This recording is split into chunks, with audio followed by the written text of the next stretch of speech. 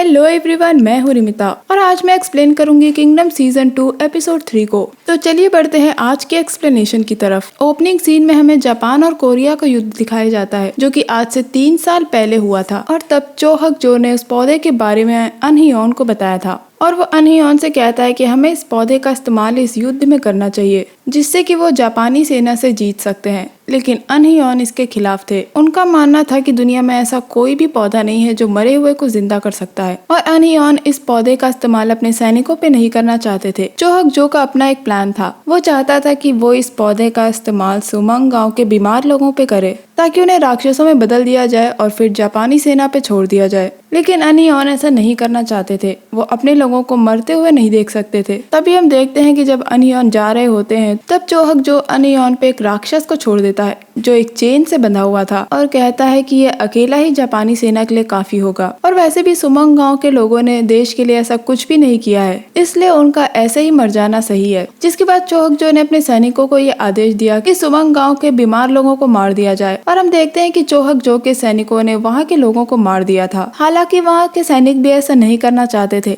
लेकिन चो हक जो के आगे कोई नहीं बोल पाता था। अब सुमंग गांव के मरे हुए लोगों पे ये पौधा इस्तेमाल किया गया था जिससे वो राक्षस बन गए और उन लोगों को जापानी सेना पे छोड़ दिया गया था। जब अनहियोन ने ये सब देखा तो वो बहुत दुखी थे और वो चाहते थे कि इन लोगों की कुर्बानी जाया न जाए। दोस्तों, आप लोगों को वो एपिसोड याद होगा जब योंगशिन ने अपने लोगों से कहा था कि वो वापस लौटेगा। तब दरअसल योंगशिन इसी युद्ध के लिए निकल गया था और युद्ध जीतने के लिए चो हक जो ने सुमंग गाँव के लोगों को ही चुना। पहले उनको मरवाया और उसके बाद उन्हें राक्षस में बदल दिया ताकि वो जापान की सेना से युद्ध जीत सके और अनहियोन ने भी चो हक जो का इसमें साथ दिया था। बाद में अनहियोन के लोगों ने सुमंग गांव के उन राक्षसों को मार डाला था और जब योंगशिन वापस आया तो उसने देखा कि उसके गांव वाले मर चुके हैं और इसीलिए योंगशिन इन लोगों से नफरत करता है क्योंकि इन लोगों ने अपने फायदे के लिए उसके गांव वालों को मार डाला। और अनहियोन इन राक्षसों के बारे में पहले से जानते थे क्योंकि आज से 3 साल पहले अनहियोन इन राक्षसों से उस युद्ध में लड़ चुके थे। इसीलिए सीजन 1 में जब वो चैंग को बचाने आए थे तो वो जानते थे कि उन राक्षसों का गला काटना है और इसी बात को लेकर सीओबी को उन पे शक हुआ था कि आखिर अनहियोन के लोग पहले से ही कैसे जानते थे कि राक्षसों से कैसे लड़ना है। तो उसका जवाब यही है, अनहियोन और उनके साथी 3 साल पहले इन राक्षसों से लड़ चुके थे और इस बात का अफसोस अनहियोन को आज तक है। इसीलिए उस युद्ध के बाद अनहियोन चो हक जो के खिलाफ हो गए। इसके बाद सीन प्रेजेंट में आता है जहाँ पिछले एपिसोड में हमने देखा था कि अनहियोन ने चो हक जो को काट लिया था, लेकिन चैंग अनहियोन का गला काट देता है और उनकी वही मौत हो जाती है। चैंग महल के सैनिकों से बोलता है कि अगर इन राक्षसों से लड़ना है तो सीधे उनके गले पे वार करो और वो चाहता था कि राजमहल के सैनिक इस लड़ाई में उसका साथ दें। वो वहाँ खड़े सैनिकों को बताता है कि अनहियोन अपनी मर्जी से राक्षस बने थे,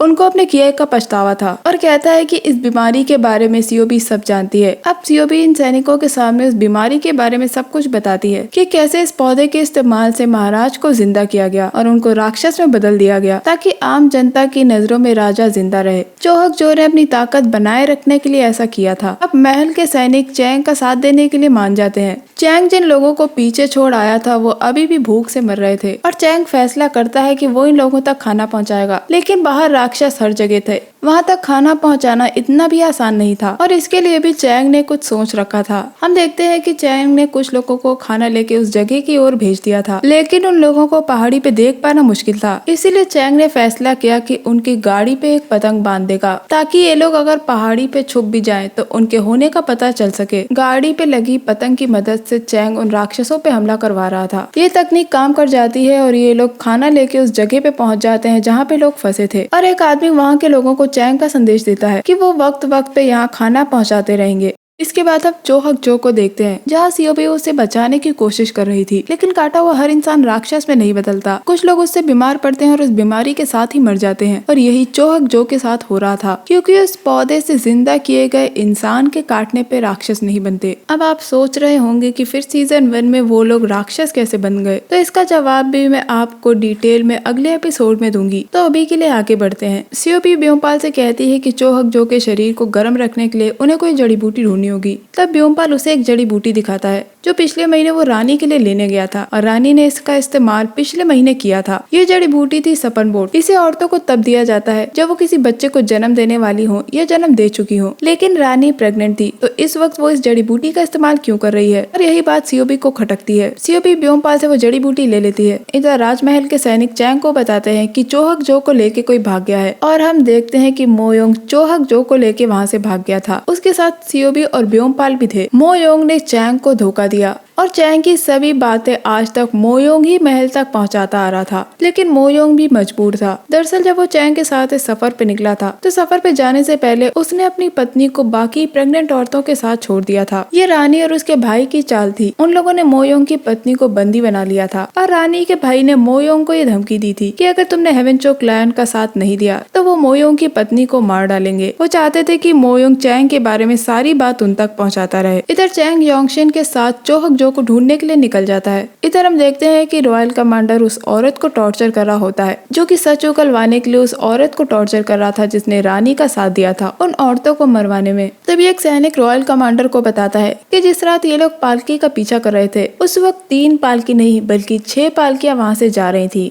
और 3 अभी भी गायब है। जिसके बाद रॉयल कमांडर वहाँ के नौकरों के घर की तलाशी लेने जाता है और वहाँ उसको 3 पालकियां रखी मिल जाती हैं। वो अंदर जाके छानबीन करने की कोशिश करता है। तब रानी की सेवक उसको रोक लेती है और कहती है कि उन पालकियों में दाई माँ आई हैं। और जब रॉयल कमांडर अंदर देखता है तो वहाँ 3 दाइयाँ बैठी होती हैं। यानी इन लोगों ने पालकी में जो औरतें आई थी उन लोगों की जगह दाई को बैठा दिया था। कोई भी सबूत ना मिल पाने की वजह से रॉयल कमांडर को गिरफ्तार कर लिया जाता है और उससे उसकी सारी शक्तियाँ छीन ली जाती हैं। इसके बाद रानी की सेवक रानी को ये बात बताती है कि रॉयल कमांडर को गिरफ्तार कर लिया गया है, जिस पे रानी पूछती है कि बाकी 3 पालकियों में जो औरतें आई थी उनका क्या किया। तब रानी की सेवक बताती है कि उन औरतों को वापस निसोनजे भेज दिया गया है। ये सब कुछ रानी अपना झूठ छुपाने के लिए कर रही थी ताकि वो इन औरतों में से किसी एक के बच्चे को अपना बच्चा बता पाए। इधर हमें वापस चोहक जो का सीन दिखाया जाता है जिसकी हालत खराब होती जा रही थी। जितनी भी दवाइयां अभी तक सीओबी ने इस्तेमाल की हैं उनका कोई भी असर चोहक जो पे नहीं हो रहा है। इधर योंगशिन की मदद से चैंग उस रास्ते तक पहुंच गया था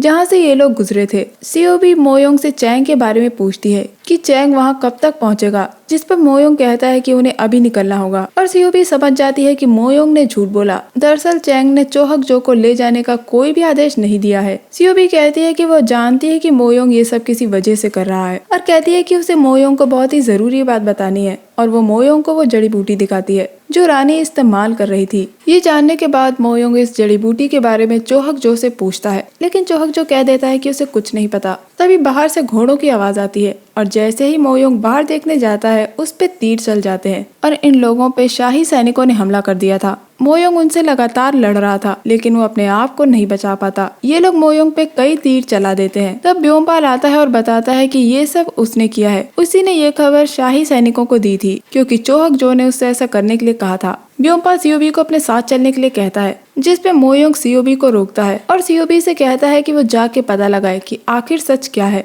जिसके बाद व्योमपाल और सीओबी मोयोंग को उसी हालत में छोड़ के वहाँ से चले जाते हैं। मोयोंग उस हालत में चलते चलते रास्ते तक पहुँच गया था लेकिन अब वो और नहीं चल सकता था और वो एक जगह जाके रुक जाता है। तभी वहाँ चैंग पहुँचता है और मोयोंग को उठाने की कोशिश करता है लेकिन मोयोंग मर रहा था और वो चैंग से कहता है कि चैंग उसे माफ कर दे, उसने ये सब अपनी पत्नी को बचाने के लिए किया। वो चैंग से कहता है कि निसोनजे में कुछ गड़बड़ चल रही है और वहीं मोयोंग की पत्नी भी है। मरने से पहले मोयोंग चैंग से कहता है कि चैंग उसे माफ कर दे क्योंकि वो चैंग की रक्षा आखिरी वक्त में भी नहीं कर पाया। और दोस्तों ये सीन इस सीजन का सबसे टचिंग सीन है। मोयोंग चैंग के हाथों में ही दम तोड़ देता है और मोयोंग को मरता देख के चैंग एकदम टूट जाता है। चैंग का अपना कोई नहीं बचा था और मोयोंग उसके बहुत करीब था। इधर हम मोयोंग की पत्नी को देखते हैं जो बच्चे को जन्म दे रही होती है और उसने एक लड़के को जन्म दिया होता है और इसी लड़के को रानी की सेवक रानी को सौंप देती है और बस ये एपिसोड यहीं खत्म हो जाता है। अब देखना यह है कि सीओबी चोहक जो को कैसे ठीक करती है। क्या चैंग रानी का सच सबके सामने ला पाएगा?